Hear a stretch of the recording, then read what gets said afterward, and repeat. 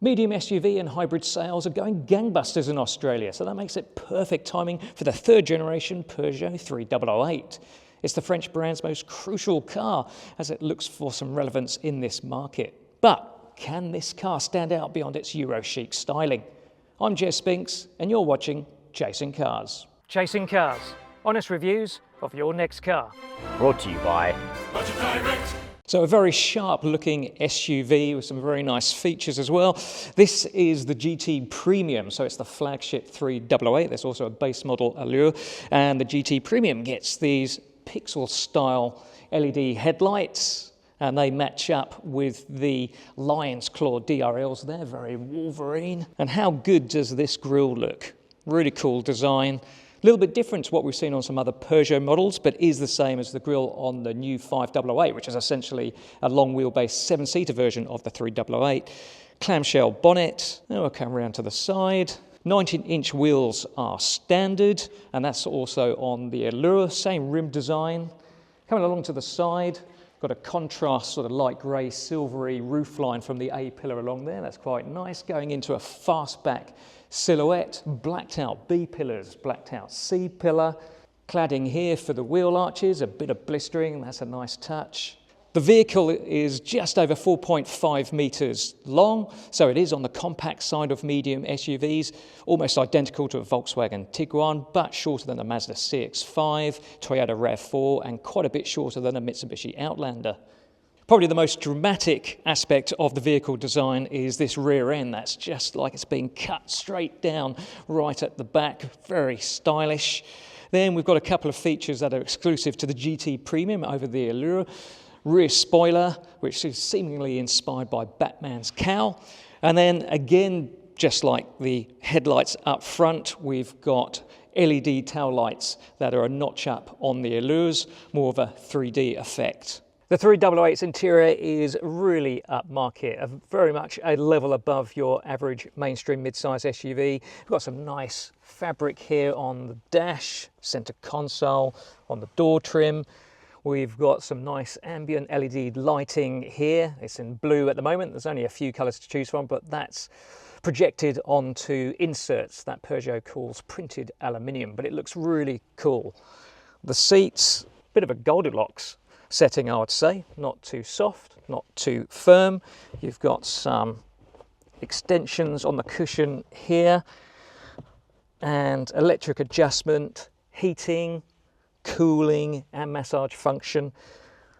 But I would say it's a little bit cramped in here. Now, this is next generation Peugeot iCockpit, and for lots of recent Peugeots, we've been very critical of the iCockpit because you have this combination of small steering wheel, which continues, but also a driver cluster that typically you couldn't see very well. You'd either have to peer over the steering wheel or kind of sort of slunk down in your seat. But now we've got this 21-inch display ahead of us, comprising 2 screens. So the steering wheel, it's still weirdly small for a car of this size, but with this driver cluster immediately ahead of us and set quite high, you've got no problems with visibility of key information, and it also means you don't need a head-up display. So the infotainment system on the left-hand side, presented quite nicely, good graphics, but they are a little bit on the small side, and it's a little bit fiddly with some of the small icons and wording. But another clever thing that Peugeot has done is introduce these iToggles, which is these larger icons for shortcuts such as Apple CarPlay or Android Auto, phone, navigation, climate, media, and you can scroll across and there's some other settings and other options. And then you've got some more shortcut buttons here for screen, heating, recirc, etc.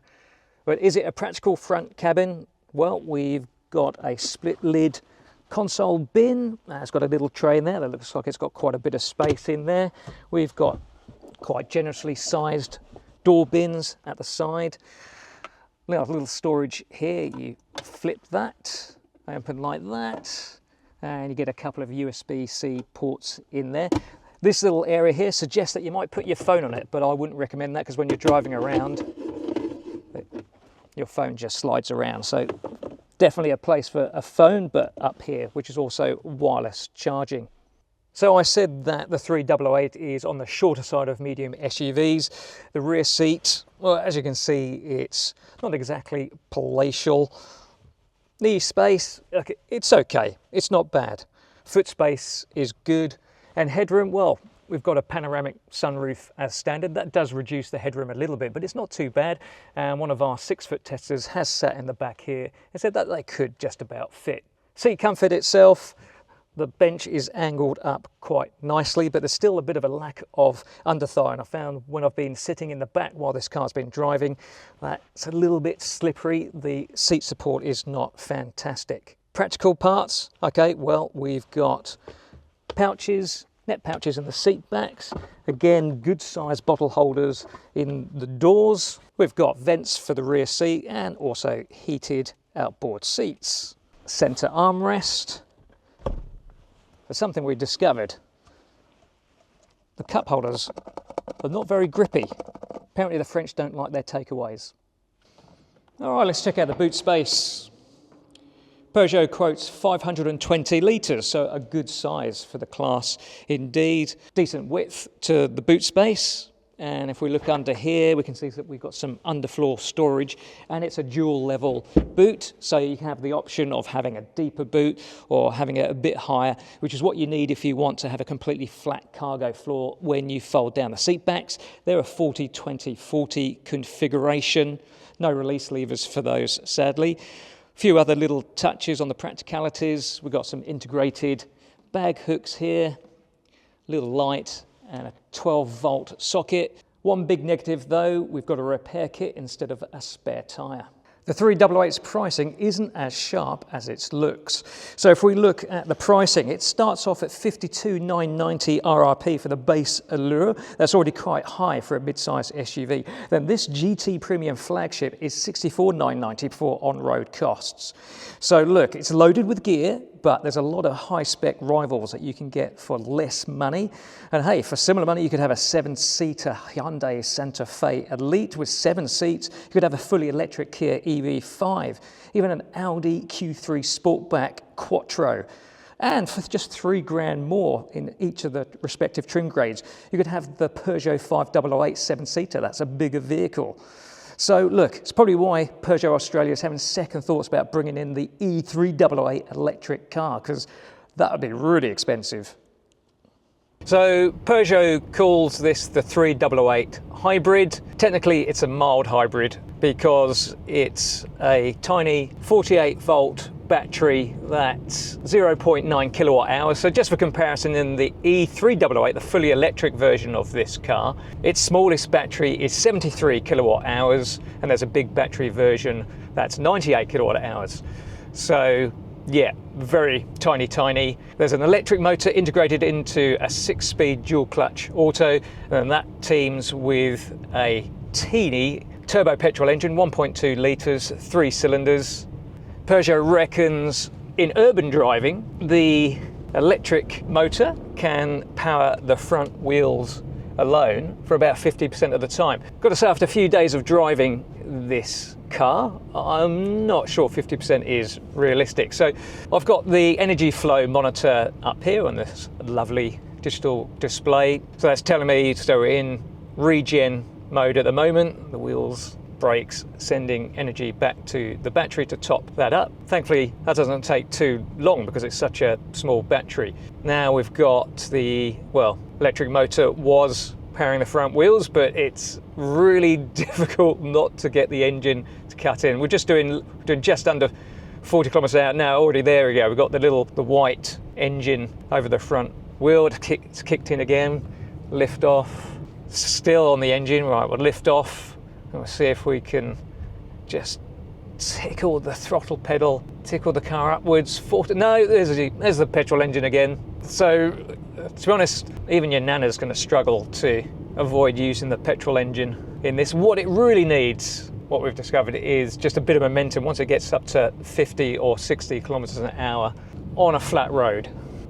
But is it efficient? Well, the official fuel consumption is 4.9 litres per 100 kilometres, but in our testing, the trip computer has been showing about 6.2 litres 100. So that's more than 100 kilometres of driving. That includes some freeway driving, a little bit of country roads, some outer urban, inner urban driving.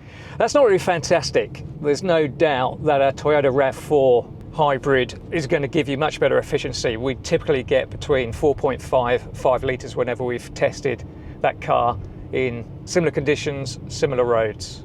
The drivetrain, it's not fantastic, it's got to be said. The dual clutch is reasonably smooth, but it's certainly not seamless. The regen braking is quite strong, but the braking is also not particularly smooth. And then from low speed, there's quite a bit of hesitation to pick up performance. And that's despite Peugeot claiming that the 3008 hybrid delivers an electric boost on kickdown. But we're not really experiencing that, to be honest. Here we come. We're coming up to a hairpin here. So we'll just roll around. Delay, delay, delay. Okay. All right, what about higher speeds? Yeah, it's not very quick. Peugeot says combined power is 107 kilowatts. That's not a lot in a 1.5 plus ton mid-size SUV. There's no combined torque figure given, but it's 230 newton meters for the turbo petrol engine, 51 newton meters quoted for the electric motor. So go for an overtake, and wow, yeah, it's the in-gear acceleration, if you're considering overtakes, doesn't give you a lot of confidence, I've got to say.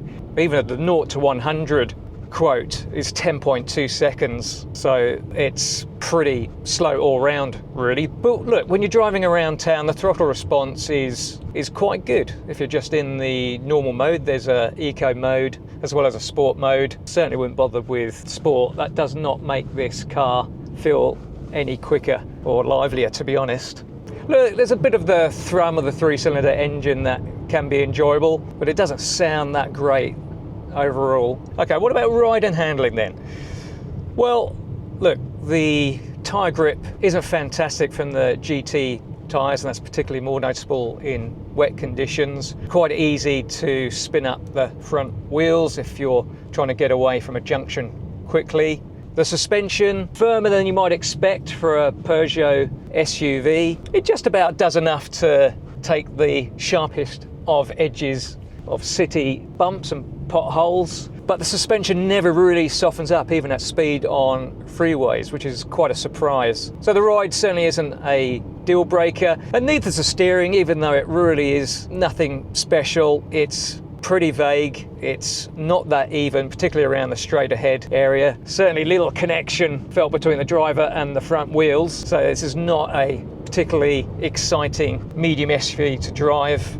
And maybe it's a psychological effect of this tiny steering wheel that the 3008, it feels more like a compact SUV than a mid-size SUV when you're driving it around. So that it is on the smaller side of medium SUVs. The all-round vision is pretty good. Excellent rear view vision actually, despite what the exterior styling might suggest. There's no head-up display as standard as you get in some other rival models for similar money or even less money, but you actually don't need it because the latest iCockpit has the digital driver cluster positioned quite high. It is basically a head-up display without being a head-up display. And there's definitely one other positive worth mentioning about this 3008. We've been driving it for days and never once have we been bothered by some annoying beeps from overzealous driver aid systems. So on that, Peugeot, well done. So what's the verdict? Well, this is yet another Peugeot that looks stylish on the outside and upmarket on the inside. But, and there are a couple of big buts, that hybrid powertrain is not convincing for either performance or efficiency. And the Peugeot pricing, yet again, is really on the high side. And that really makes the Peugeot 3008 a heart over head choice.